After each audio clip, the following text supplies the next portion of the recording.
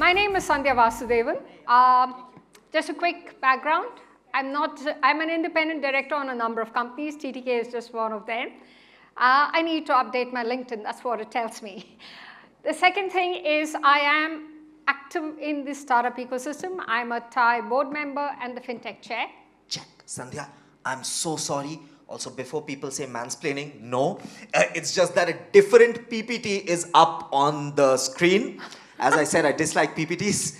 But I don't have any PPT. You don't have a PPT? I don't have a PPT. Great. 2 back-to-back sessions without a PPT. I never use PPTs. Lovely. Sandhya, stage is now all yours. Okay. The only thing you might have is that one. That's from a book which I wrote last year because somebody kept asking me. I said, I do a lot of mentoring. And that book contains stuff on mentoring. And it talks a lot about resilience, growth mindset, post-traumatic growth, and how do you do those things. So it does contain some of those elements. If you're interested, if you buy it, money goes to a cancer hospital. So that's about the only reason I got that up on stage. So I'm an independent director on a number of companies. I am in the startup ecosystem, a catalyst, if you will. Mentor, get things done, events, whatever, angel investing. I'm also part of a think tank. So that's who I am. I'd like to thank the organizers here. When they sent me the invite, I really wasn't paying much attention to what AIM is. I have done a lot of things with women in technology, and it's quite close to my heart. We have some amazing people in India who have been active in technology, but also in the other spheres, professional spheres. And therefore, I don't like labels. So when they said building resilience, mental health, and tech, the connotation for me is, oh God, technology causes lots of mental health issues. That was my connotation, which is why I went in for mental strength and therefore, how do you manage in the current world? A few things. The world is complex. Technology is a boon and a bane. Thanks to technology, none of you go to bed before 10 o'clock, 11 o'clock, 12 o'clock. Who goes to bed at 8 o'clock? Any hands up? One hand somewhere there, right? Someone goes to bed at 8? No? 100 years ago, that's what people were doing. And you talk about mental health. If you don't have enough sleep, it's going to impact you. If you don't eat properly, it's going to impact you. Today's food, best organic food, has a lot of stuff which even 25 years ago, it did not. So it is going to impact you. So one of the things I'm involved with is at the cancer hospital, Shankara Cancer Hospital, for those of you who are familiar with Bangalore. And we are trying to get it AI ready. So we've got an audit happening for the 90,000 patient records that are there, cleaning up 65,000 of them to make sure it is meeting the current standards. And the hospital is also doing longitudinal studies in 2 of the districts. They've got about 600,000 data. And if it's going to go for 15, 20 years, it's going to be humongous. They are connected with Mayo Clinic. They are connected with a whole lot of other hospitals. A number of their doctors have President's Award. Why am I sharing this? They use robotic surgery. They use the best technology for being part of drug discovery. But it also is a challenge when it comes to very fundamental things. Because we talk about many of us who get sucked into the social media activity. And before you know it, I looked at LinkedIn and said, 45 minutes over. I've been reading stuff on it, which I should not have been, and I could have been doing other things. So technology is in your hands on how you choose to shape it. You can be using it for transformation. You can use it for getting lost in your head. And that can cause problems. What I'm going to talk about over the next, I've got 15 minutes, that's cool. How do you build mental strength? And there are two topics. What's resilience? It's not just bouncing back from something which has gone wrong. It is about thriving after that situation. What makes you thrive after things go wrong? I'm not talking about a situation where you need help from professionals, where you need a doctor, a counselor, somebody who will help you. In those kind of situations, please go get that help. I'm talking about how do we build that mindset of strength which enables us to face reality on an ongoing basis. There are number of things that you can start doing from the beginning. You're not just your work, you're not just your family, you're not just person X, Sandhya the person. You are much larger. So which means you have a purpose or a perspective of how you connect in the larger scheme of things. That construct which you have can come from your religious faith, it can come from the fact that you love nature, it can come from the fact that you have a fantastic family and you want to be connected, family, friends, whatever it is. But that gives you a sense of who you are, a meaning to what you are. It takes you outside difficult situations. If you have that larger, longer-term philosophical approach, yeah, this too shall pass. When I looked at, I was speaking here, I hadn't really seen what the agenda was, and I said yes. It came through the TTK guys, so I said, yeah, they should have done the homework, it's fine, I came in. Then yesterday night I was thinking, am I in the right place? And it struck me. I've got the opportunity, if I can touch even 1 or 2 lives who find value in what I say, it's worth it. So resilience is a lot more, and the world is complex. Technology will challenge you. Will I have a job tomorrow? Will my job, which I love so much, get changed that it will not look like what it was before? Or you'll say, oh wow, this new technology will give me opportunities. What's your response? Are you the one who says, oh my God, my job will go away, or great opportunity? Hands up, who thinks it's a great opportunity? Reasonable number, positive. But being positive is not enough. You need to be pragmatic. So if it's an opportunity, do you know enough about AI, if that's the field you want to get into? If you don't know, what are you doing to build that knowledge? How are you getting experiential capability? So to give you an example, I'm not an AI specialist, but I know how to run programs. And I'm actively engaged in this program for a hospital, which is pretty large. And we are doing it on a pro bono basis, just rolling up your sleeves to get there. So what do I know? I know how to find one of the best people to do the audit. So we got them from the US. We had actually connected with them as part of Thai Global Summit. Somebody from Boston connected us to this company, and we got them in, we got chatting, and we said they will provide the assessment on whether our construct of data is going to look good. Looking at that. That gives me experiential understanding of talking to some of the best in the world to learn.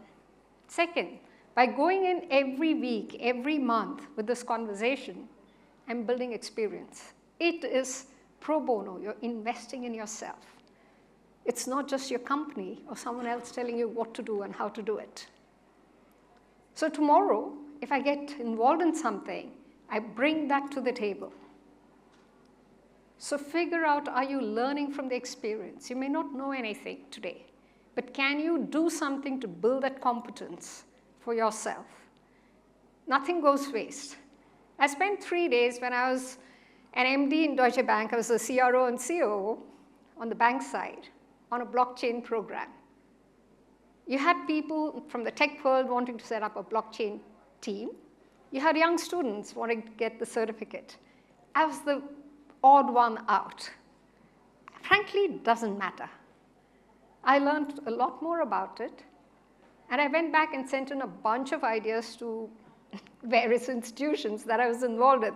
Why are we not doing it? Why are we not doing it? Why are we not doing it? It's still not done. But it's an idea that keeps bubbling in the back. My current one, which is really fascinating for me, is around quantum sciences. Q-Day will be 2027, 2028, 2030, doesn't matter. But when that happens, how many of you are ready with understanding the logic of working with quantum computing?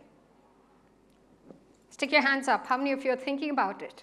Do you know whether it's different from the current way of working? Learn it.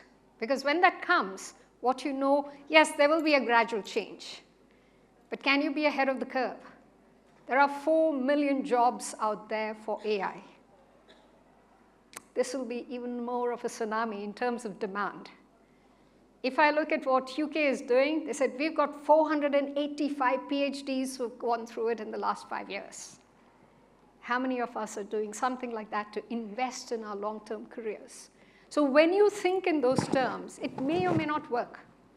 But what you're doing in there, what you're doing in there is to get yourself ready. Even if it doesn't, even if you've gone only halfway there, you feel you're in control of your life. And that's what matters. So be practical, optimistic, be realistic about what you know or don't know, and start working on how to look at options for getting there. So I'll give you a really difficult, hard situation. Somebody's been told that they have cancer, they are possibly going to die in a very short while. What are your responses? You'll go through those 4 stages of grief and anger and everything. But reality is, how do you make peace to move forward? There are people, when you talk to some of them, they're so full of peace and harmony. There are others who are just kind of completely stressed out. What kind of a footprint are you going to leave in this world at the end of that time? So the second one is growth mindset. I really loved that because, in fact, that's when I was doing the research, one of the stories I came across, she was a psychologist working on resilience. She was training the US Army guys who were often very stressed out with post-traumatic disorders and tell them how to get ready so that they can go back to another tour of Afghanistan or wherever other thing that they had. So she came back to Australia after a number of years of that. And she met with a disaster, something which can really devastate you. She lost a 12-year-old daughter who was going with a friend, an accident which was unforeseen. And she was a trained professional in resilience. So when she went to meet some of the resilience professionals, they gave her a brochure. They said, 60% of the people who are in this kind of a situation will separate from their partners because the devastation of the trauma is so high that it'll tear you apart. Another X horrible percent, I don't know, 50, 60, whatever the number was she had, it said, oh, your health will go down the tube because you won't be looking after yourself because it's such a painful exercise.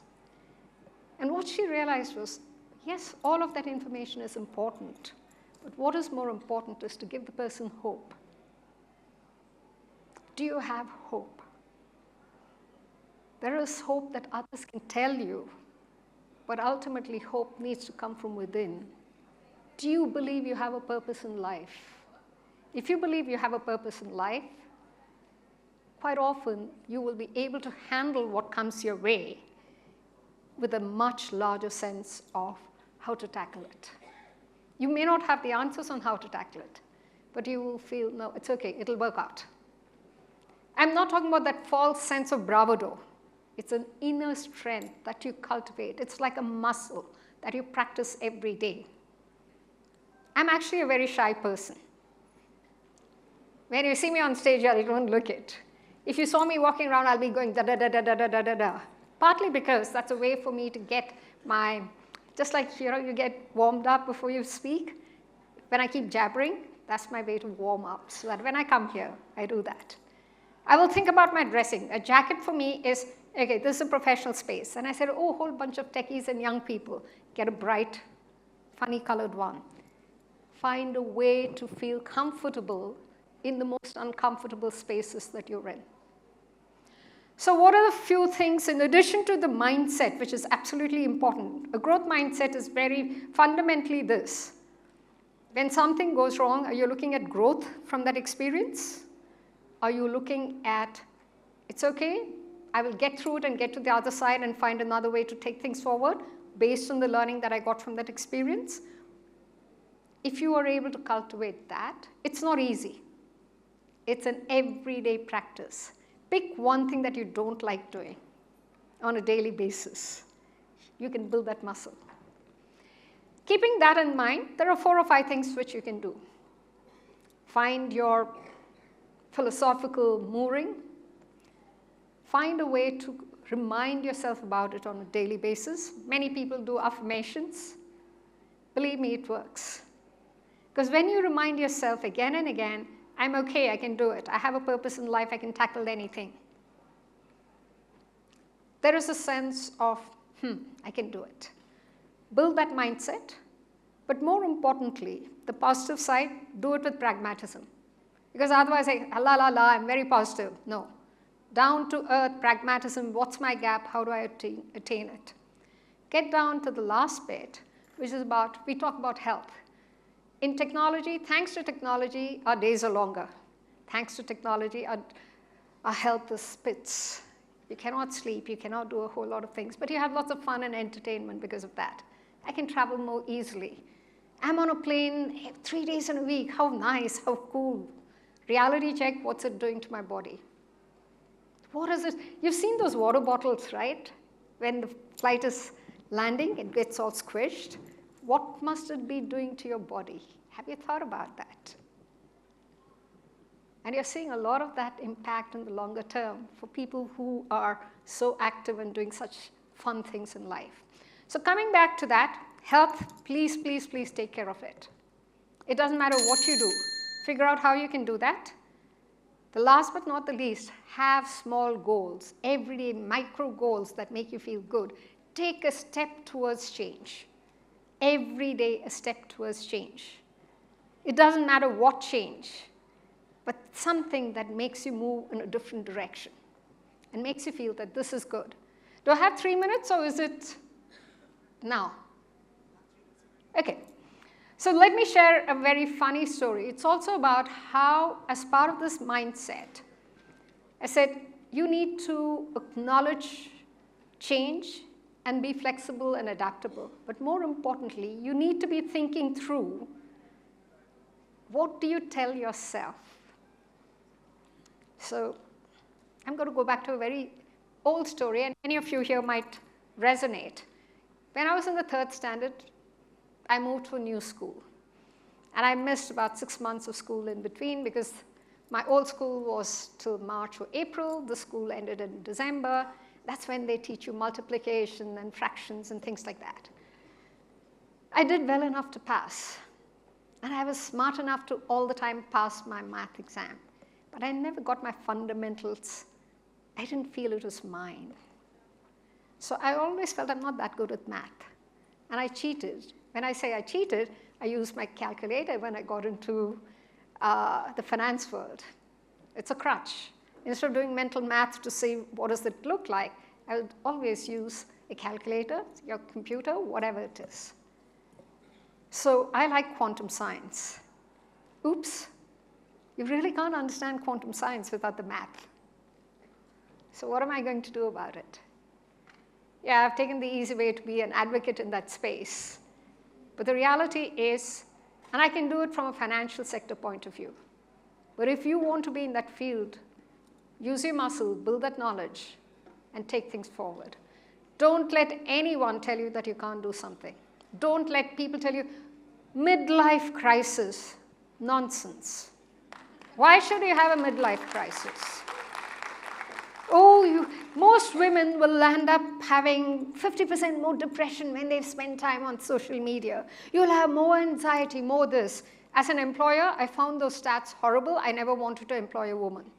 I've been a CEO for MD for 22, 23 years. Why would I want to have such a dysfunctional human being on my team? Push back.